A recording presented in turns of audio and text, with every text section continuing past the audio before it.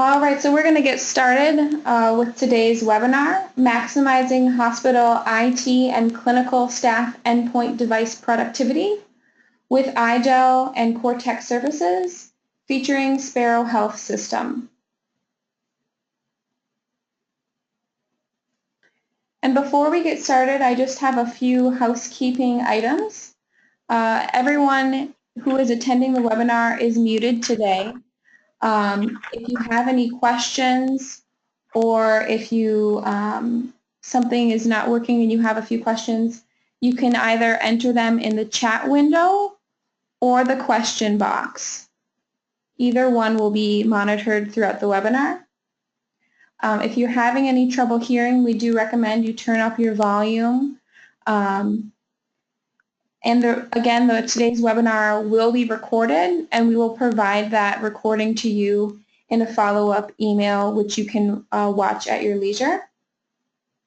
And again, if you have any questions or you have questions on how to use the service, you can enter them in either the chat box or the question box. All right, and with that, I will hand it over to Simon with IGEL. Thank you very much, Hannah. My name is Simon Cleffin, and I'm here today from IGEL. Extremely pleased to be here talking with Sparrow Health Systems. I've had the pleasure of interviewing Sparrow before when I was working for Absent, and we talked to them a little bit about their implementation there, but an interesting new twist on that today and how they're using their endpoint management capabilities from IGEL and how Cortex helping them implement that. I think you're going to find this a entertaining and interesting session. What we plan for you today is a discussion about what's going on there, and then a roundtable discussion. I've got a bunch of questions queued up, and I'll be digging into what Brian and Aaron have been doing. And then we'll have a roundtable discussion, and then we'll throw it open to questions and answers from you, the audience. So please don't hesitate to ask any questions. We would request that you put them into the question and answer box, and then we'll be following up on them and answering them as we go through. As questions come through, and if it's appropriate, I'll interrupt Brian and Aaron and ask them questions and figure things out. So you don't have to wait to the end to fire away with your questions.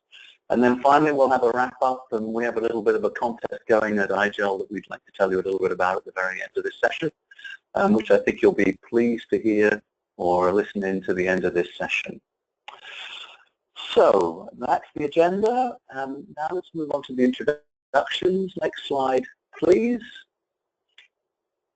Hannah. And first of all, myself, I am the VP of Business Development at IGEL. I joined about 6 months ago, and my role is essentially to ensure the success of the company, and in particular, I look at how IGEL can be effective in the healthcare space. It's been a personal passion of mine. I love dealing with hospitals and figuring out ways where technology can improve patient care. There's so many changes going on in this industry that this is a perfect time to be involved in this space, and we've got a lot of exciting stories to tell at IGEL, and looking forward to sharing some of those, and certainly many of them are posted on our website. I'm also delighted to be here joined with Matt Kidder from Cortex Services, who will introduce himself in just a minute. But first, let's get an introduction to Brian and to Aaron. Brian, can you give us a couple of minutes on who you are and what your role is, please? Yeah, sure. So my name is Brian Schur. I am the Client and Services Manager for Sparrow Health. I manage a number of different technologies. I'm a somewhat recent move to the management team here at Sparrow. I come from a technical background. I was a Citrix engineer and architect for Sparrow for about 7 years before I moved into the management role. I've been with Sparrow for about 10 total. I moved to Sparrow from a life insurance company, Jackson National Life, where I held a somewhat similar role on their desktop services team. So come from a very long technical background. I still have somewhat of a hard time of giving up the technical questions to my team at times, but I'm excited to see where my management life will lead me. So, Aaron? My name is Aaron Lopez. I am one of the Citrix engineers here at Sparrow. I've been in my current role for about 7 years. have worked for Sparrow for a total of almost 19 years and worked my way up through the ranks of IT, starting at a help desk, pretty much taking calls, doing field services, and then working my way up in our team up to the position I am now.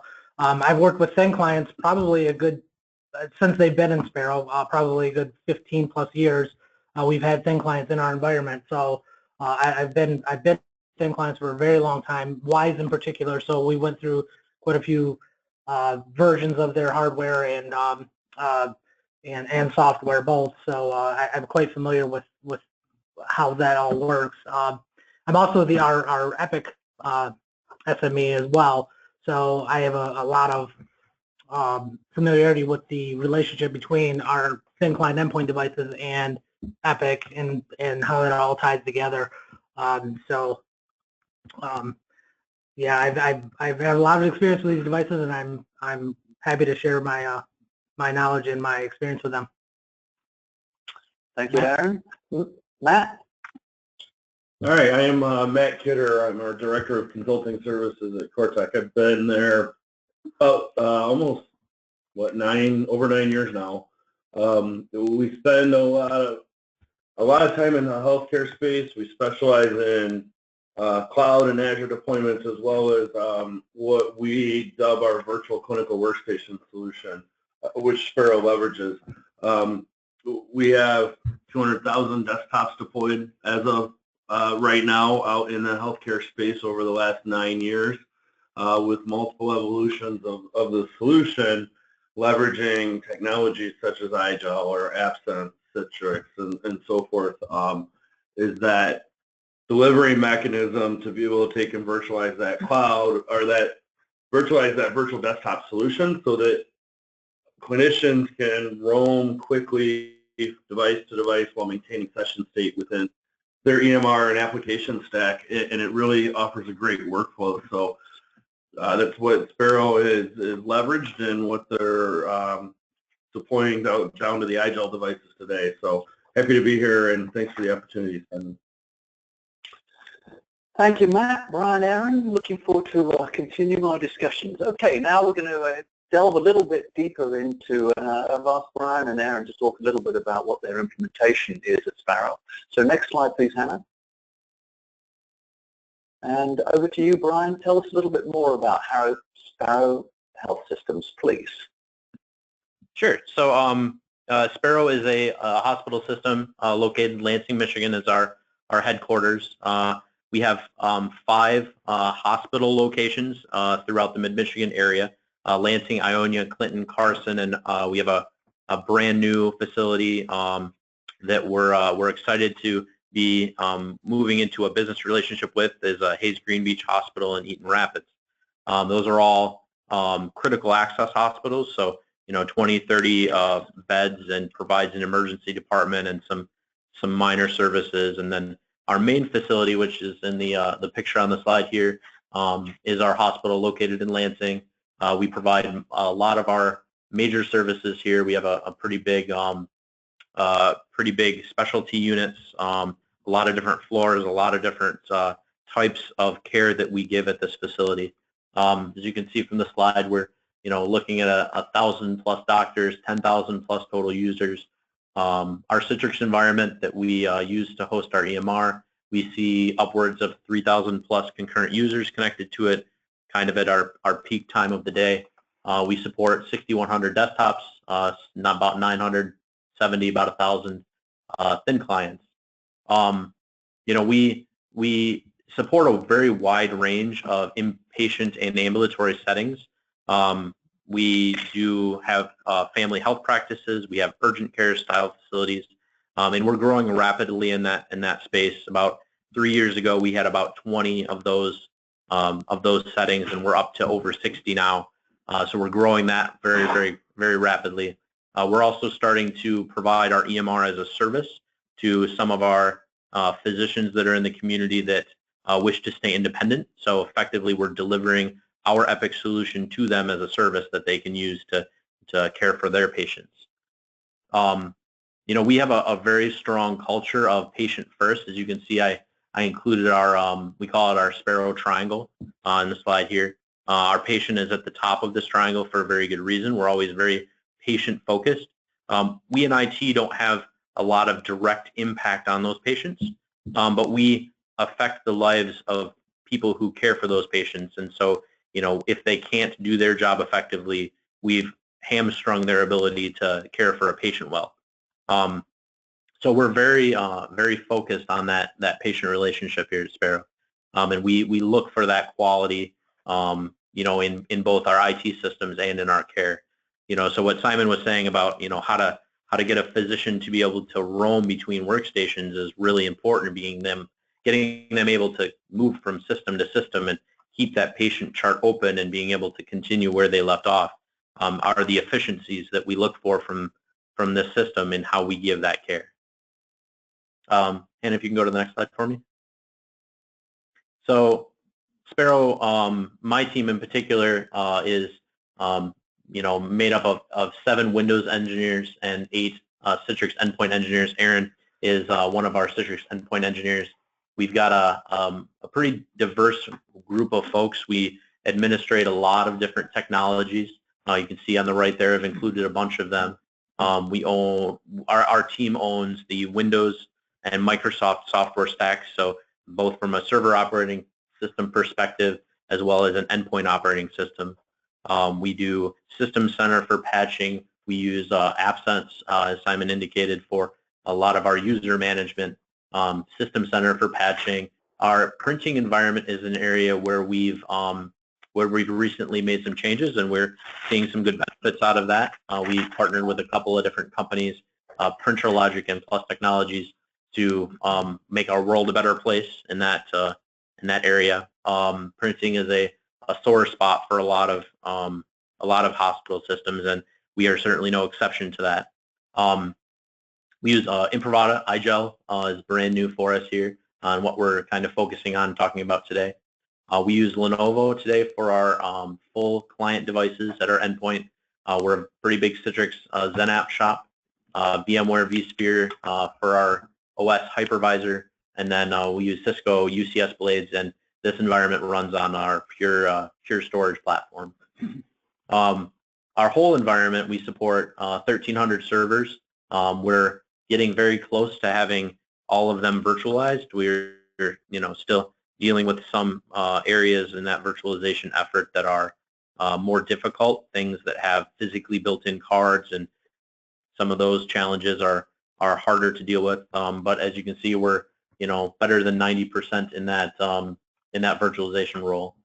We already talked a little bit about our peak Citrix sessions concurrency.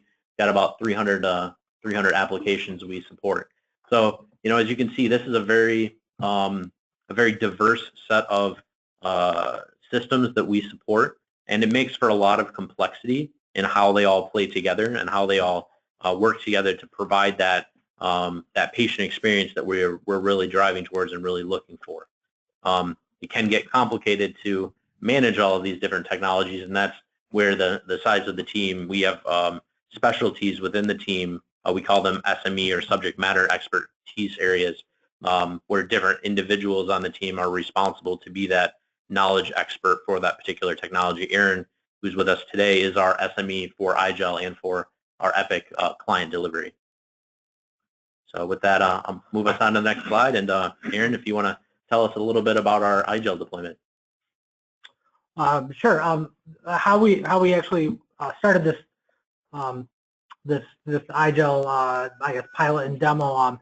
We were introduced to it by Matt Kidder, actually, and so we started with that initial office demo of doing a proof of concept with a published desktop with an IGEL device, and connecting those two together, and essentially seeing what Matt made it. I guess he provided us the experience we were looking for, which we wanted to look and feel a lot like a Windows system, without the end user noticing a difference between what they were using to at that point compared to using it to the IGEL. So with those assistants, we actually set all that up. Once we were happy with that setup, we then moved forward with our pilot of 30 WOW devices in a clinical unit, and That went very well. We had a couple minor changes to make during that implementation, but overall, the unit manager that I worked with and the floor that I worked with were really good about the feedback they provided us during the implementation, and also what changes we had to make when we did make them. Aaron, which unit did we do that pilot on? We did that on our what we call 5 West, which is in that picture of the hospital you see in that tower. It's the 5th floor of that tower, and that's our it's not our oncology unit. It is our oncology unit on our inpatient oncology unit in the hospital. So we did that initial pilot. I think we left it up there. I think it was around a month or so that we actually let that and sit there and get all the feedback that we wanted, and then we made the decision to go ahead and move forward with the rest of the hospital, which you can see was pretty close to 1,000 devices that we did within 2 months. And during that time, actually, with Cortex assistance, we were actually doing a mass cleanup, which is our yearly maintenance of our WOW cart devices that require, it's just some basic maintenance. We make sure that all the batteries are in good working order, that they're cleaned, dusted, sanitized, just a basic once over on those devices during that time. So we were able to do, the nice part about the IGEL deployment is a fast enough imaging process where we could actually image the device in the WOW unit while it was being cleaned and have it done almost at the same time he was done cleaning. We were ready to redeploy that device. So it worked out very well for us having the carts cleaned at the same time that we did the IGEL conversion, which in the past we have not been able to do that with our cleanup. We had to, when we did updates to our carts before, we would have to do a completely different workflow. So the IGEL conversion was a very welcome blessing. Some of the complexities that we ran across, and we're still working on. That first one there is a big one. Is our Topaz e-signature pad integration between Epic and Publish Desktop.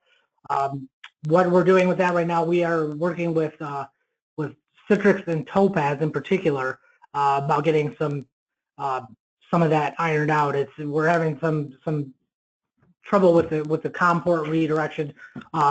So we are very close on getting that resolved because we got about 120 carts or so that we're waiting to convert over to when we have that working. So that's about all that's left for us to complete our conversion. But we have to make sure that Topaz e-signature is working so that we can do those patient signatures in forms within Epic. And then a couple of the other things I just wanted to highlight, some of the things I was able to address with IGEL's UMS is the numlock configuration, because we have thin client laptops in our health system. They are usually tied to our Pyxis medication dispense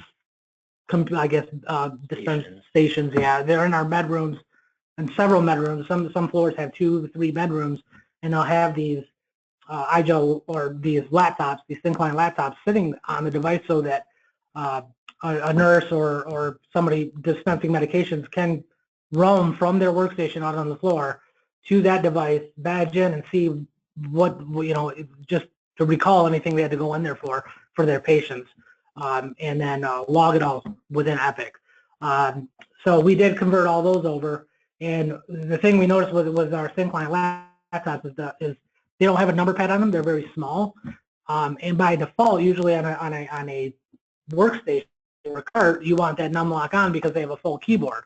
Well, you kind of don't want that on a laptop that doesn't have a number lock, because you have all your keys that essentially are misconfigured. So we really use UMS to essentially turn that off only for those particular devices, and it was transparent to the user, except the fact that now they don't have numbers being punched in instead of letters, which was a huge help. And then the other one is our screen timeout settings and matching and Bravada policy settings. That is in reference to different areas of the hospital have different timeouts that we had to address. We have, our default is, for most clinical units is like a 5-minute timeout. We don't want, if somebody walks away from the device where patient family members or the public can can potentially get access to it, within 5 minutes that device will lock, and a user will have to unlock the device. But there are also other areas like our outpatient surgeries where not a lot of public access is in there. So we have like a 15-minute, and then we have one that they never lock, and that's pretty much in a surgical suite area that we know no public access is going to be on those computers. So we were able to handle all that between UMS and Imprivata, and all that tied together really well for us. So it was the UMS software has made that very easy to manage. And then we can go to the next slide, please. And this is just a kind of an overview of how everything talks to each other in our environment and the versions that we use. We are on the Citrix published desktop version 7.9. We're on Imprivata appliance version 5.1. Our IGEL UMS server version is 5.03.100, and then the UDC version that we use on our IGEL devices is the 5.10.100.01. You see on the top here, pretty much all of our devices are wireless. So I can't think of any offhand. There is actually one caveat to that, but we still use wireless today. Potentially we could cut them over to a wired network, and that's in our critical care units. We have the ceiling mounted device that these devices are in. And if we had to, for some reason we lost Wi-Fi, we could turn them over to a wired network. That way, in those critical care areas, they still have network connectivity on those devices. But pretty much you see how the device from the wireless network, pretty much it talks to all these devices, talks to the Citrix published desktop, the Imprivata appliance, which have a very close association. That's how we handle policies between the two, and where that device connects to. And of course, our IGEL UMS server, which is our management for the endpoint devices themselves, to customize them and tailor them to what we need. Excellent. Thank you. Really appreciate that overview of exactly what you're up to. And as you were talking, I had a couple of questions. Brian, I'm going to start with you. I think we'll actually probably move on to the next slide, please, Hannah. So we've got a good view of where we've come from and what's going on at Sparrow, and we're now going to do a sort of roundtable discussion, and I'm going to drill down a little bit, and then I'm going to throw it open to questions from the audience. So if you start to think of any questions, please enter them in the question box or the chat box, depending on what you've got available on your GoToWebinar interface, and we look forward to answering some of those questions. But Brian, a first question for you. So, healthcare is changing. A lot of consolidation going on at the moment. I was wondering if you could just walk us through, as you do these mergers with new hospitals, and in particular, you talked about onboarding basically these outpatient facilities, and you're offering the EMR as a service to sort of the local facilities. What are the sort of the IT issues that come top of mind? What scares you most as management comes out and says, we're going to merge with this new hospital, we're going to add these new clinics? How are you dealing with those problems, and what sort of resources do you need to be successful to make that happen? Yeah, sure. So that's a great question. I think the biggest problem we generally have is where IT in healthcare is somewhat of a second thought to a lot of these merger and acquisition style conversations. And so we find ourselves a lot of the times in a situation where we've already purchased an organization before we've even so much as done a walkthrough and looked at what IT systems they have deployed today. And so we're always kind of starting from a back foot and having to go through and address whatever they are currently using. We've gotten pretty experienced at it, is the good side of the story. And so, we're on our third major hospital system right now that we're pulling under the Sparrow name and consolidating their IT organization. And it has become very much a kind of a quick transition away from their current systems onto our standard deployments that we use on our other hospital systems. What we find is that a lot of the reason why these systems are not very effective and are looking to be purchased is because they lack the efficiencies gained by some of these better IT systems. And so while IT in a lot of these cases has been a driver, it's also thought of kind of second nature. And so it really results in us going in, doing a very deep, detailed assessment, trying to figure out what do we want to keep of theirs. For example, is their switching infrastructure still acceptable, or do we need to replace that? We have all of those conversations up front as we integrate their IT organizations, with the end state, the end goal being deploying our Epic solution, including our endpoint devices, our IGEL devices, all of these tools into that hospital system, thereby getting them the efficiencies that they're really looking for under that acquisition style model. You know, when you're talking about challenges, I would say a lot of the times it's the same challenges we had years ago when we first started to deploy an EMR. It's how do people learn new technologies? How do they get used to the ways in which these technologies save them time and effort, but that requires change, and change is difficult sometimes. So I would say probably our biggest challenge is convincing people that the change is good. Absolutely. And throwing that over to you, Matt, from your perspective, I know Cortex spends a lot of time with different hospitals, and so you probably have a good sort of perspective on some of those integration issues. Maybe you could give us your 2 cents worth on how some of the Cortex solutions help in this space of integrating IT capabilities, please. Sure. So when we really try to take a step back when we go into an organization and understand their business drivers, right? So we're trying to look at what is it you're trying to accomplish, and then how can we leverage that technology that we're familiar with to help resolve those business challenges. Oftentimes it is related to that merger and acquisition. So how can we be help an organization become a more dynamic delivery organization, so that they have the ability to get, as they go through that M&A, they can absorb the application stack from the other hospital and deliver that in addition to the new applications for that health system or ambulatory facility or whatever that might be out into the field, so that time to kind of get them up and running and integrated into that health system is decreased drastically. And we'll leverage on-prem solutions, we'll leverage cloud solutions.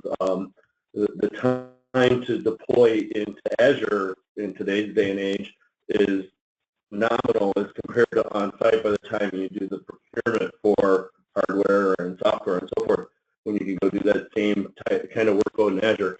And the hybrid approach has allowed us to really deliver that dynamic solution. And then, of course, making sure that those endpoints that we're delivering from our two are kind of as generic as possible, if you will, right? That they're easy to manage, that we can get that virtual desktop down to without having to worry about, oh, well, what version of Windows is it patched and how am I going to do antivirus? Just eliminate all of those licensing costs so we can help out with the budgets associated with these types of activities as well. Okay. Matt, you're breaking up just a little bit. Are you using the voice over IP? You might want to think about calling in on the phone line. I'm having a little trouble hearing you. Sorry, I might have just been too far away from a mic. I'm closer now. Okay, that's better. All right. My next question was, and it's a question for all three of you really, is the security issue.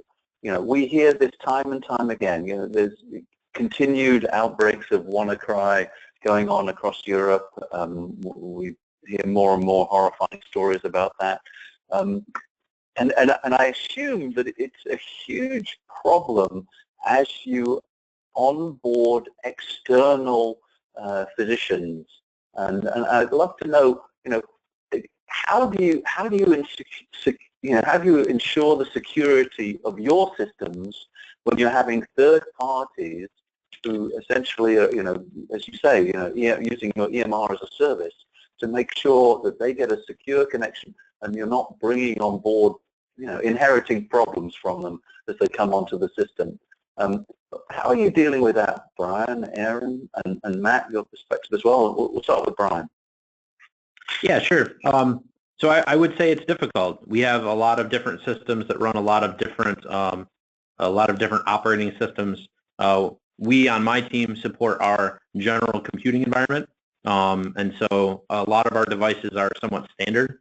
But healthcare has a lot of devices that aren't. We have systems that run our CT X-ray machines, for example, that are not our standard Windows 7 or Windows 10 or whatever devices. They're very unique and have very unique security profiles that are associated with that.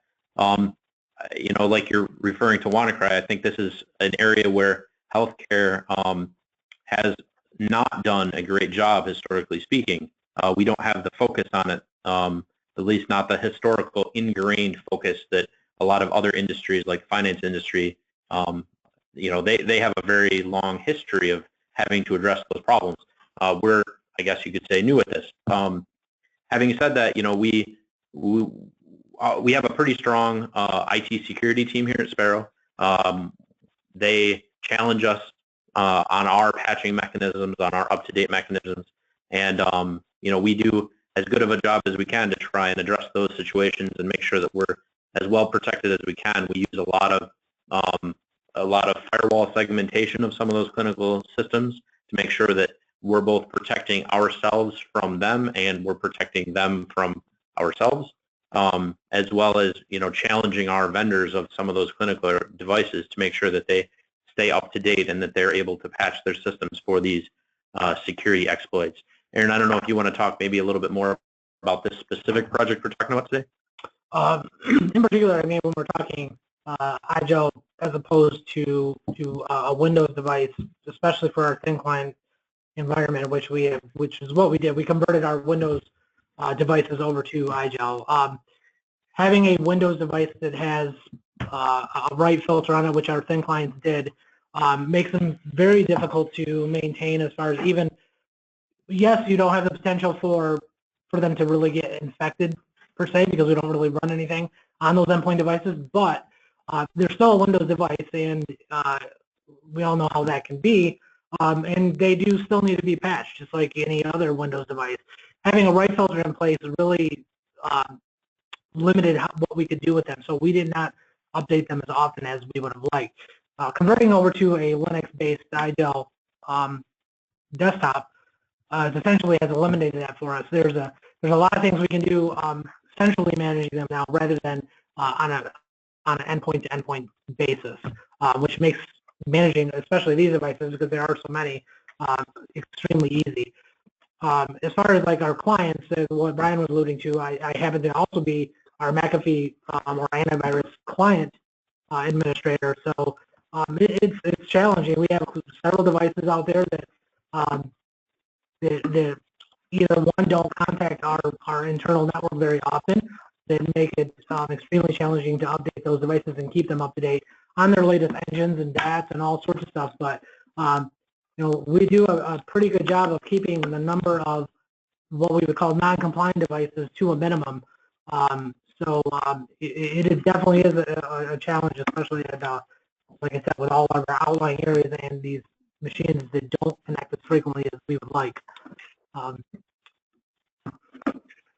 Yeah, and this is Matt. So those are great points, and some of the other things that we look at at Cortec, right, is making sure that we're protecting at the hypervisor layer as much as possible, right, to increase user densities and so forth. So we're running scans there. We're also looking at solutions like conditional access, for example, where we can monitor users' activity is kind of that perimeter, right? Instead of just a firewall and blocking off those pieces and parts, we're taking a look at, well, someone has accessed a desktop.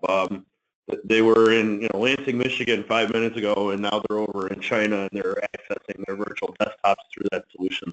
So wait a minute, something must be wrong.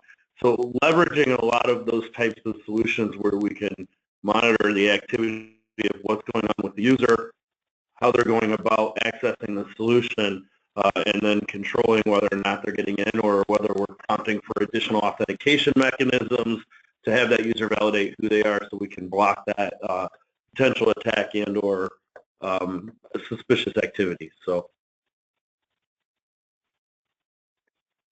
Very good.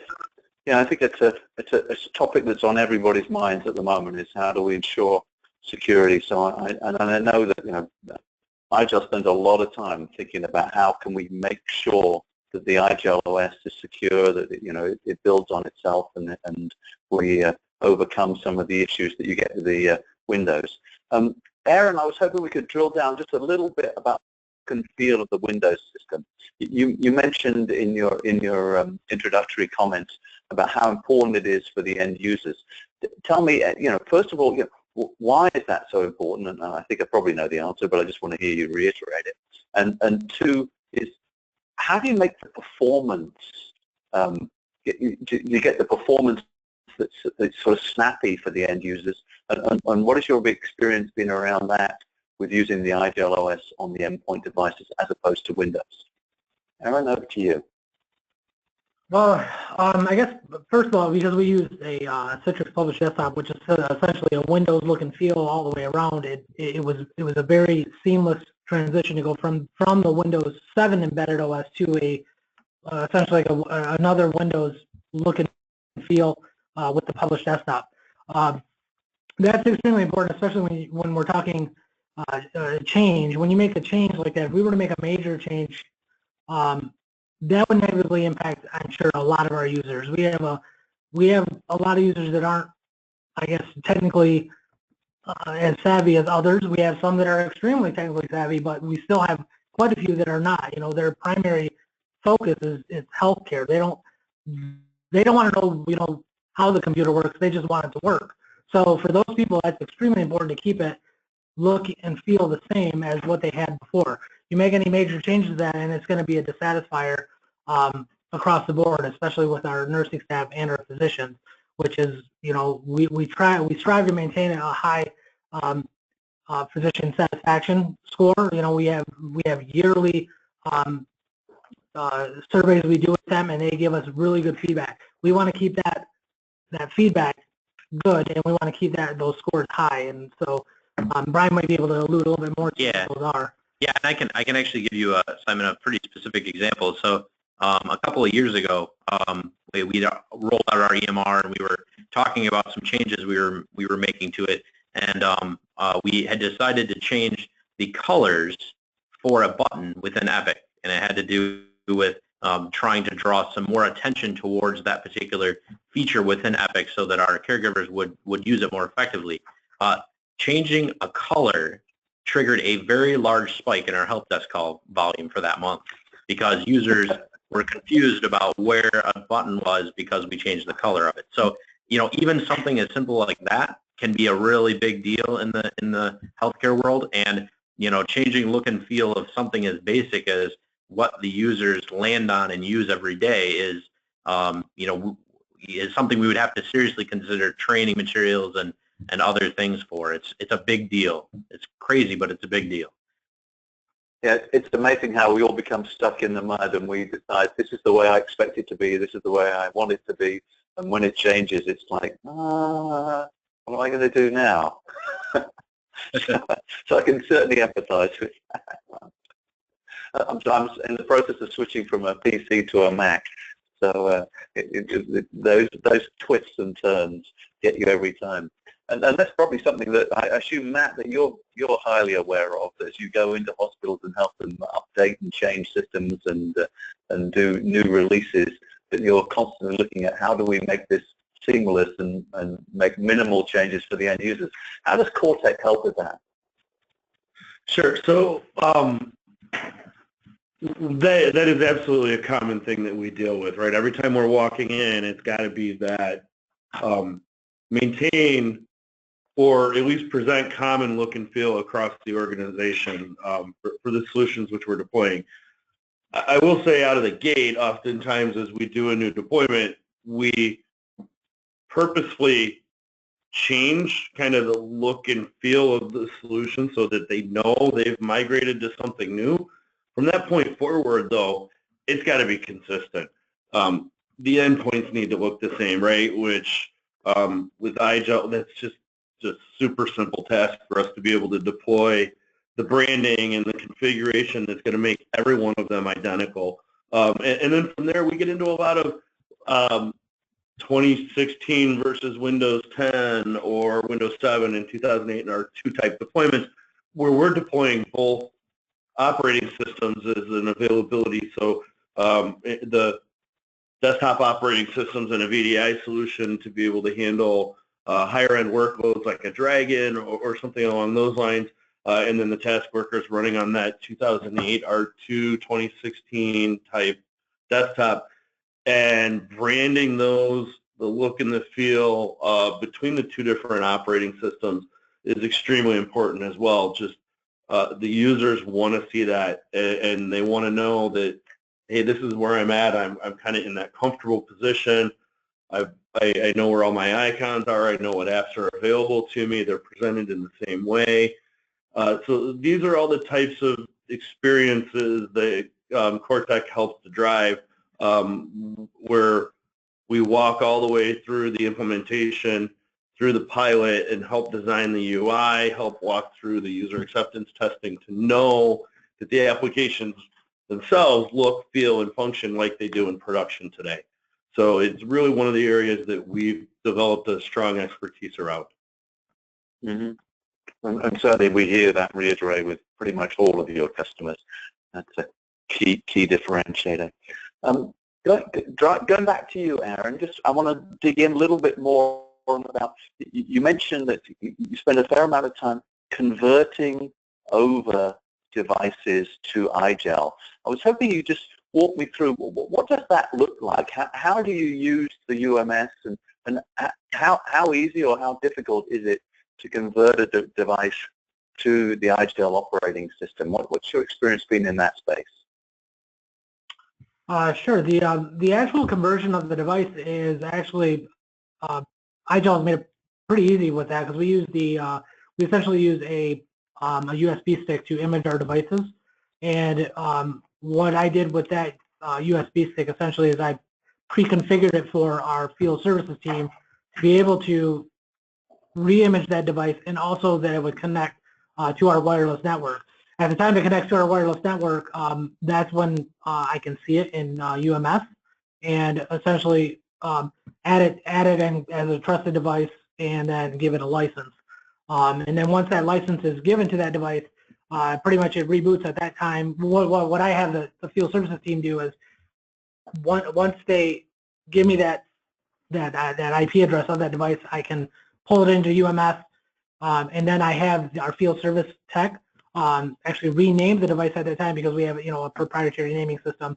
So they rename that device, and at that time, once that communicates back to the UMS server, and I've given it that license, it triggers a restart. And once that restart triggers, that's when it reboots and comes back up. That's when the profiles that I have built inside of UMS are applied to that device. So it gives it like where storefront is, what Improvato appliance you connect to, what are your timeout settings. There's all sorts of stuff that I have configured in there for profiles. So all that is done at that I guess that second reboot, and then once that reboot happens, they're pretty much up and ready to go. We have noticed with our imaging time, pretty much with a converter, is about, I want to say it was like 10 minutes. I think it was when I timed it, 10 to 12 minutes from start time to actually being ready to use, which is probably in the neighborhood of a third of the time it would take us to image one with a Windows device. And not only that, but when the device boots up, the processing of a UMS profile on those devices is obviously significantly faster. It's pretty much already coded in there unless you make a change, and it has to apply that change. But with our Windows devices, we did a lot of management with those, with Active Directory policy and several local policies. So when you would reboot a Windows device, it could take in the neighborhood, if I remember correctly, it could take 5 to 7 minutes to reboot a Windows thin client, just because of all the policies and stuff that it processed at time of reboot. With an IGEL device, I mean, you're talking 2 minutes most, to the point where you're actually back and using the system. So it's a significant reduction in time for the whole way around using IGELs and UMS. And as far as UMS itself, I have found it extremely easy to use. With the thin client background I have, I went through all the WISE Device Manager. We tried it with SCCM and managing thin clients, which I thought was probably one of the worst things they tried to do. Windows tried to get a little too. They tried to spread themselves. I don't know. It wasn't good. But even with WISE Device Manager, because we do use WISE devices that we have converted over to IGEL, the UMS, just handling it, the way UMS handles profiles and the simplicity of it, and you can get very granular in there with how you manage devices. It's pretty nice. I mean, you can make one small change and not affect your base system configuration. So it's really, like I said, I found it very easy to use and extremely well thought out. And I would add Thank you, that, Aaron. Sorry, real Matt, quick on that. Yeah, no issues. One of the big savings I think you guys realize as well is just the operational efficiencies that you gained out of endpoint management. So with the Windows embedded devices and the RAID filters, it was days to do an update. Like if you wanted to deploy or even capture, say, patching and or otherwise within that image, by the time you deployed it and recaptured it and tested it and went through that whole process, there was a huge operational time savings there for you guys in that space as well. Yeah, not to mention now updates are just a couple clicks within UMS. Yeah.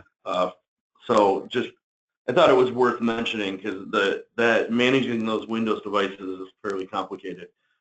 Even without RAID filters, if they're traditional Windows devices, is compared to managing an IGEL device. Yeah, exactly.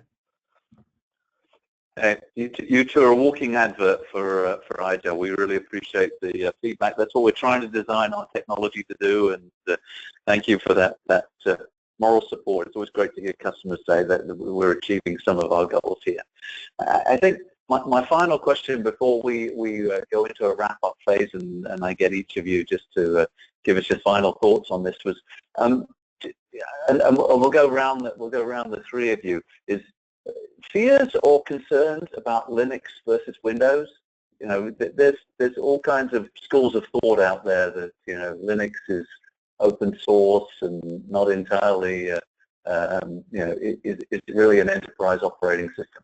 And Windows, well, you know, it has its own pedigree, but at least you know it's controlled by Microsoft. What are your thoughts around that? Was it difficult to sell Linux into the organization, and how do you feel about that, having made that decision of moving and looking at a Linux endpoint operating system? Brian, how about we start with you?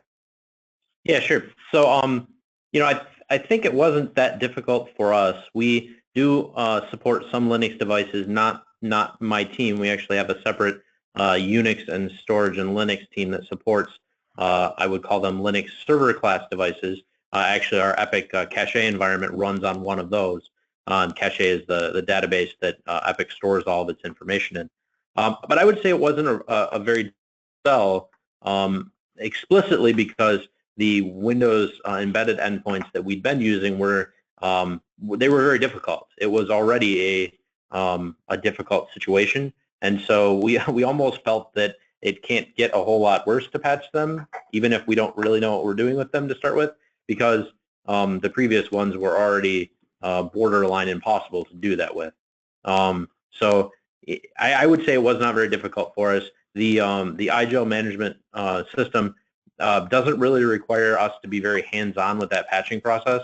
It takes care of the underlying patching mechanisms for us, and so we don't really have to have a large knowledge of how Linux works in order to complete that patching process. Excellent. And Aaron, your perspective? Well, as Matt touched on, the updating of a Windows device was very difficult. It's very you have a lot of challenges there. He kind of alluded to you have to essentially build your image, do all your updates. There isn't a whole lot of space on these devices, so you have to manage your space, what you're working with. We ran into some issues with some of our other clients that needed to be installed on those devices that we no longer run into those issues with this Linux device. Really, the Linux endpoint doesn't really run much of anything except its kernel to know where to connect to, and with the Imprivata agent that's on there, knows where to go. So the management of those just is reduced significantly as far as the endpoint device. And like Brian said, we could update those devices if needed. Either the actual Linux OS, if there is some reason we have to, we can update that pretty seamlessly. And then we also have the big one that we use, the Imprivata agent. That is actually a separate piece that we can update anytime as well through our Imprivata appliances. It's not actually something I have to update the entire image for. Whereas when you're on a Windows device and they come forward, hey, we need an Imprivata update. It did not happen very quickly. It was a very complicated process, like that, just like patching a Windows patch. Bright filters, all sorts of stuff you have to deal with that. With this, now we have to update our embedded agent, our Imprivata embedded agent. It's a pretty painless process for us. So it's you can, and on top of that, you can lock down the Linux device. If we don't really run anything local to that device, but Sure. there are ways to get into it to do administrator type of stuff. But we really had to. We could lock that down as well. We don't, because we want to be able to service those if our field service techs need to do something. So we don't lock it down that hard. But for the most part, you have no interaction. Pretty much the only options you have when the device turns on is to either type your password in or use a badge tap and get into your published desktop. You're not doing anything on the local endpoint. Magic. I love it. Thank you. And Matt, any final thoughts from you on that issue? Simon, it's not a challenge that we encounter when we propose IGEL to clients. Typically, we walk in, we have that quick Linux discussion, and the security departments are like, yeah, no big deal, given that the attack surface is minimized because it's more of a secured operating system. We're locking down that endpoint device. So there is no end user interaction. They walk up, they log in. When they get out of their desktop, it goes back to a sign-in screen, and nowhere in between does anybody have any access to that device. So it's not a challenge that we've had to really debate too much, or that we've had any issues with out in the field. Excellent. I'm pleased to hear that. Okay, gentlemen, we're coming to the bottom of the hour, to the end of our session. It's been a pleasure talking with you and listening to this story. As we've been talking about this, I've written down a few notes, and I wanted to summarize what I saw as some of the key benefits you guys have mentioned, and then I'll throw it open to you if you think I've missed anything, and then we'll announce that teaser that I promised at the beginning of the thing.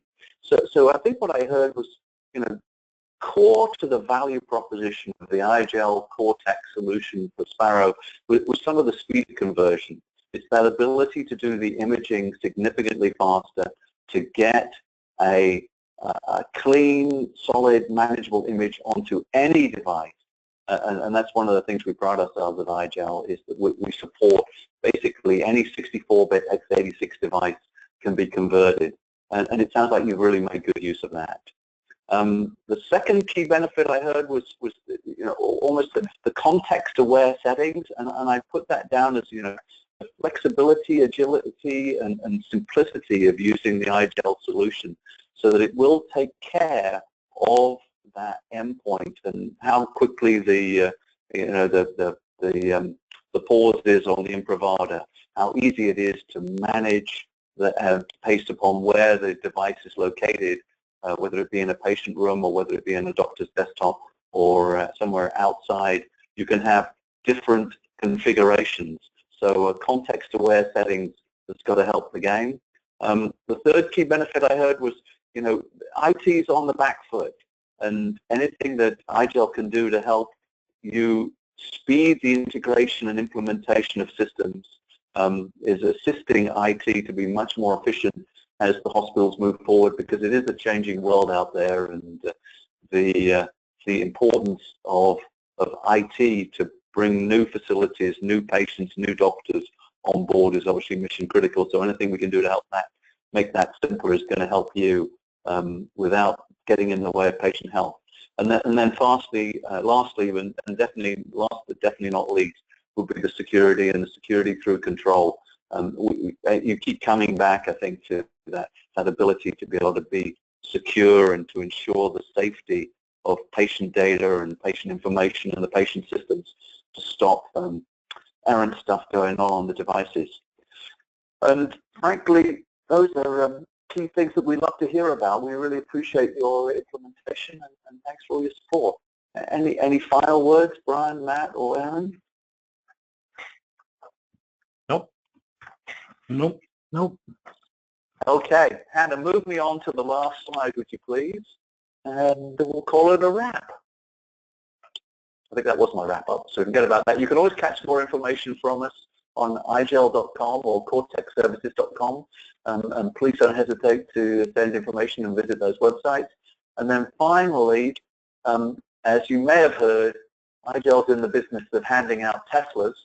We would be delighted that anybody attending this to complete the survey at igeltesla.com with the code TEC03, and that code will expire. I'm not sure if it'll expire tonight or tomorrow night, but it's sometime in the next 24 hours that code will expire. So please use that quickly and get the most of it. We do a short demo of how the technology actually works, but we'd love to get you entered into our Tesla drive, Tesla raffle. The Tesla will be raffled on Wednesday, August the 30th at VMworld in Las Vegas. You do not have to be present to win. And thank you very much for your time today. Really appreciate your spending an hour with us. That's it. Thanks, everybody. Goodbye. Thanks, Simon.